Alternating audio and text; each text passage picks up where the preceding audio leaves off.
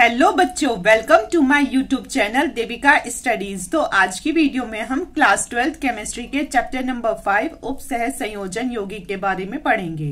तो आज का हमारा टॉपिक है संयोजकता का वर्णन सिद्धांत, जो कि मोस्ट इम्पोर्टेंट टॉपिक है और ये टॉपिक बोर्ड एग्जाम में 4 नंबर का पूछा जाता है।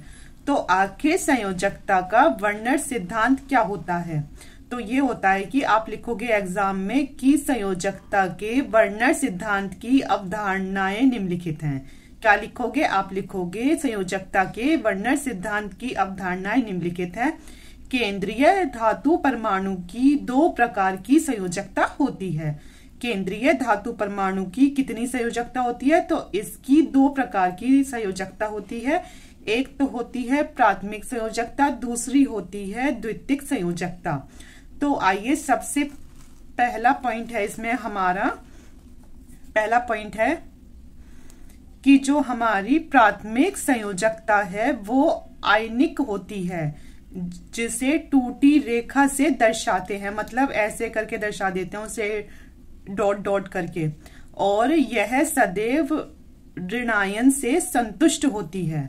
मतलब प्राथमिक संयोजकता आयनिक होती है कि ये हमारी पॉजिटिव या नेगेटिव दोनों हो सकती है, जिसे टूटी रेखा से दर्शाते हैं, और यह सदैव ऋणायन से संतुष्ट होती है। मतलब जिस पर नेगेटिव चार्ज होता है, माइनस का चार्ज होता है, तो हमारी प्राथमिक संयोजकता हमेशा उससे संतुष्ट रहती है।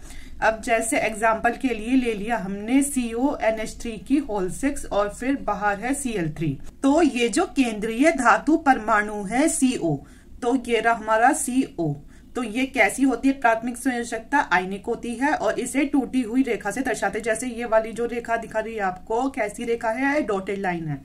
कैसी है? बिंदु बिंदु वाली लाइन है ये, ठीक है। और ये हमेशा ऋण आयन से संतुष्ट होती है। तो हमें पता है क्लोरीन पर माइनस का चार्ज होता है, तो ये हमेशा इस क्लोरीन से कैसी बनाएगी? बिंदु बिंदु वाली रेखा बनाएगी।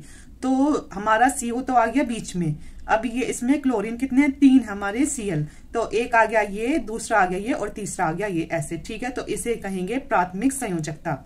अब दूसरा पॉइंट लिखोगे आप एग्जाम में कि द्वितीयक संयोजकता अनआयनिक होती है। मतलब कि इस पर प्लस का चार्ज हो सकता है, माइनस का हो सकता है, या फिर कोई भी चार्ज नहीं हो सकता, जिसे ठोस रेखा से दर्शाते हैं। मतलब इसे ऐसी रेखा से, जो सिंपल वाली रेखा होती है, उससे दर्शाते हैं। और यह लिगेंड से प्राप्त इलेक्ट्रॉन युग्म, जैसे ये इसमें क्या है? NH3 है इसमें लिगेंड। तो इससे जो प्राप्त इसे हुए हैं इलेक्ट्रॉन युग्म, उससे संतुष्ट होती है।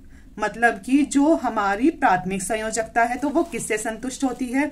तो जो हमारी प्राथमिक संयोजकता है, तो उसका केंद्रीय धातु परमाणु अगर देखे कि किधर नेगेटिव चार्ज है, तो वो उससे संतुष्ट होती है। फिर वो कैसी लाइन बनाती है? बिंदु बिंदु वाली। अब ऐसे ही हमारा द्वितीयक संयोजकता होती है, जो कि ये देखती है, मतलब जो केंद्रीय धातु परमाणु होता है, ये ढूंढता है किसे? लिगेंड को, कि जो इससे इसे इलेक्ट्रॉन युग्म प्राप्त होंगे, ये उससे ही संतुष्ट होगी।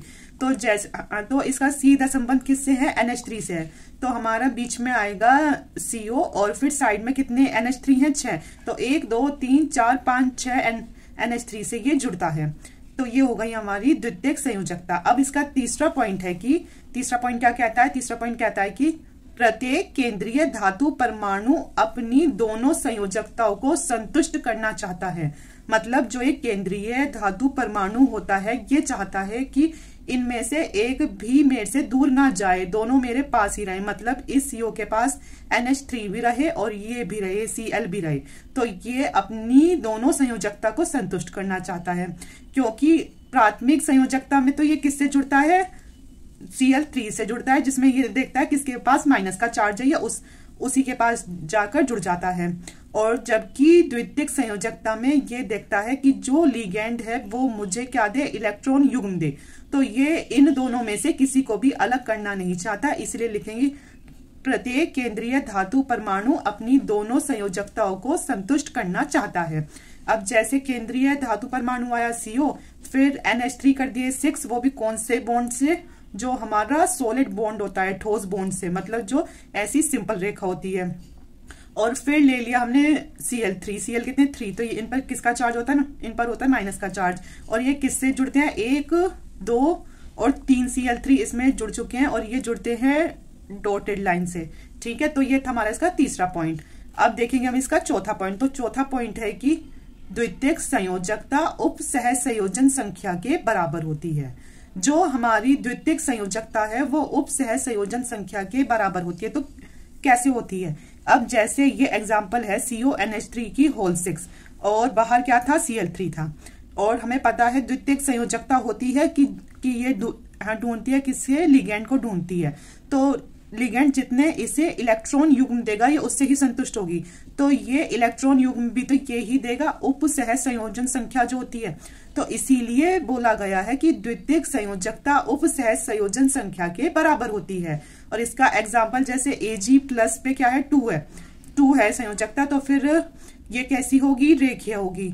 और अगर Zn2+ पर उप सह संयोजन संख्या 4 है तो ये कैसी होगी, तो ये होगी हमारी चतुष्फलकीय है। अब हम देखेंगे इसका फिफ्थ पॉइंट कि इसका फिफ्थ पॉइंट क्या कहता है। तो फिफ्थ पॉइंट कहता है कि प्रत्येक धातु परमाणु या आयन, कौन से है ये धातु परमाणु या आयन, तो यहाँ लिख दोगे केंद्रीय, तो लिखोगे प्रत्येक केंद्रीय धातु परमाणु या आयन की द्वितीयक संयोजकताएं निश्चित होती है। तो ये बात हमेशा याद रखना कि जो केंद्रीय धातु परमाणु या आयन है उसकी द्वितीयक संयोजकता हमेशा कैसी होती है, निश्चित होती है, मतलब कि वो चेंज नहीं होती। जैसे एग्जांपल के लिए दे दिया गया कि Pt है प्लेटिनम और क्या है 4+ है, या Fe3+ है, या Fe2+ है, या Cr3+ है, तो इनकी उपसह संयोजन संख्या चेंज नहीं होगी, इनकी उपसह संयोजन संख्या 6 ही होगी। और जबकि अगर देखें Pt2+, Cu2+, Pd2+, इनकी उपसह संयोजन संख्या हमेशा 4 ही होगी। तो ये थे हमारे 5 पॉइंट संयोजकता के वर्नर सिद्धांत के। आई होप बच्चों आपको हमारी वीडियो पसंद आई हो। अगर पसंद आई हो तो आप हमारे चैनल को सब्सक्राइब करना। Thank you.